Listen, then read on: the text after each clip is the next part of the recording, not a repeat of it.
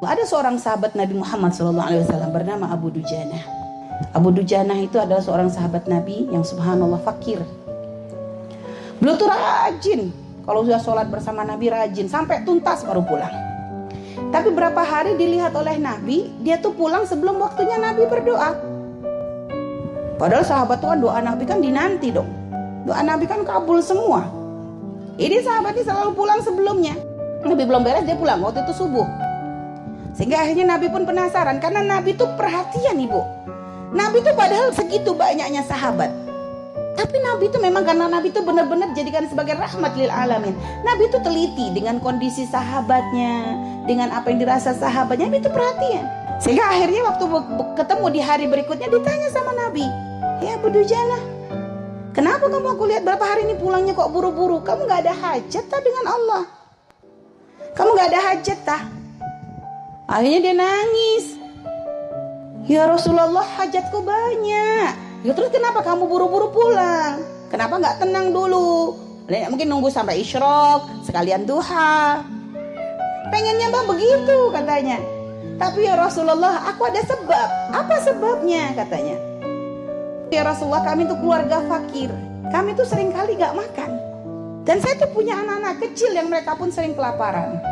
Waktu itu Abu Dujanah tuh mengatakan, "Pagi hari ketika aku pulang dari masjid ya Rasulullah, aku melihat anakku itu mengambil buah kurma yang jatuh, yang pohon kurmanya itu adalah milik tetanggaku." Jadi tetangganya tuh punya pohon kurma tuh lebat banget. Kalau pagi namanya buah tuh jatuhan di bawah kan gitu ya. Pagi itu kan buah tuh kan berjatuhan. Aku lihat waktu itu anakku kok ngambil buah-buah yang jatuh di bawah karena anak kecil lapar. Ya, jadi dia langsung main dimasukin aja ke mulutnya. Dan aku begitu melihat anakku mengambil kurma tersebut ya Rasulullah, aku kejar, aku lari, aku ambil anakku, lalu aku ambil buah yang ada di mulutnya tadi, aku muntahkan. Aku keluarkan ya Rasulullah, dan aku katakan kepada anakku, "Nak, jangan sampai kamu mempermalukan abahmu nanti di akhirat dengan memasukkan sesuatu yang gak halal ke perutmu." Lihat, seorang bapak. Kayaknya kalau kita melihat mengeluarkan sampai anak dimuntahin begitu kok kayaknya kejam. Tapi ternyata apa? Oh, ini benar-benar bapak yang cinta anak. Nah, jangan sampai kamu mempermalukan bapak di akhirat dengan sesuatu yang gak halal di perutmu.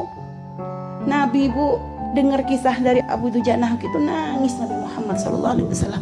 Nabi merasakan sakitnya, sedihnya. Seorang bapak ngelihat anaknya kelaparan, dia gak bisa berbuat apa-apa. Sudah begitu anaknya kok ngambil sesuatu yang haram, terpaksa harus dimuntahkan. Padahal mungkin efeknya anak akan menangis, anak lapar. Setelah itu ya Rasulullah, aku ambil itu buah yang jatuh semuanya, aku berikan semuanya kepada tetanggaku. Dan aku minta maaf atas apa yang sudah sempat dimakan oleh anakku. Sehingga akhirnya aku tidak ingin kisah itu terulang ya Rasulullah. Makanya setiap pagi aku pulang dulu. Kenapa? Aku gak pengen anakku keburu bangun. Jadi sebelum dia bangun setiap pagi tuh aku pilihin tuh buah-buahnya tetanggaku, aku berikan kepada tetanggaku supaya nanti gak dilihat oleh anakku. Karena ibarat kalau sudah melihat tapi gak bisa makan tuh lebih ngenes. Karuan gak ngelihat kan begitu bu. Karuan gak ngelihat. Jadi ngelihat tapi gak bisa dapat tuh ngenes. Makanya begitu bela-belain pulang dulu, menjaga anak jangan sampai memasukkan sesuatu yang haram. Ya Allah, itu para sahabat Nabi kita, Nabi Muhammad SAW. Sekarang berapa banyak orang tua yang katanya cinta dengan anak. Anak diberikan kemewahan, kasih HP, kasih motor, kasih makanan, tiap hari online makanan, GoFood, Gojek, semuanya dilakoni. Tapi kadang gak dilihat ini halal atau haram, halal haram terus. Yang penting anakku sehat, yang penting anakku senang, yang penting anakku bahagia. Berapa banyak orang tua kayak begitu. Tapi sahabat Nabi kita belajar dari situ. Akhirnya Nabi subhanallah, di kisah itu akhirnya Nabi coba nawar kepada tetangganya Abu Dujanah. Didatangi tetangganya Abu Dujanah yang ternyata adalah seorang munafik. "Pak, aku beli pohon kurmamu ini," kata Nabi, "dan aku bayar dengan 10 pohon kurma di surga." Dibalas dengan 10 pohon kurma di surga. Tapi dasar kalau orang memang gak dapat hidayah, jawabnya apa? Ya Muhammad, katanya, "Aku mah kalau transaksi gak pernah begitu. Aku transaksi harus jelas dong. Mau ini barang di dunia ngapain harus dibahas di akhirat? Ya kalau kurma di dunia ya balasnya di dunia dong." Ya kan orang gak dapat kebaikan bu ya. Dan ternyata suara Nabi itu didengar oleh Sayyidina Abu Bakar. Akhirnya Sayyidina Abu Bakar langsung mengatakan, aku bayar katanya dengan 10 pohon kurma. Aku punya 10 pohon kurma yang sangat bagus, buahnya sangat lebat di tanah begini-begini gitu. Pokoknya disebut tanahnya untuk mengganti 1 pohon kurma tersebut. Dibeli. Rasulullah senang dengar Sayyidina Abu Bakar ngomong begitu. Hanya kata orang munafik, oke, deal, nggak ada masalah. Setuju, karena balasannya di dunia. Sehingga akhirnya subhanallah, orang munafik itu pulang ke rumahnya. Wah, hari ini aku benar-benar beruntung.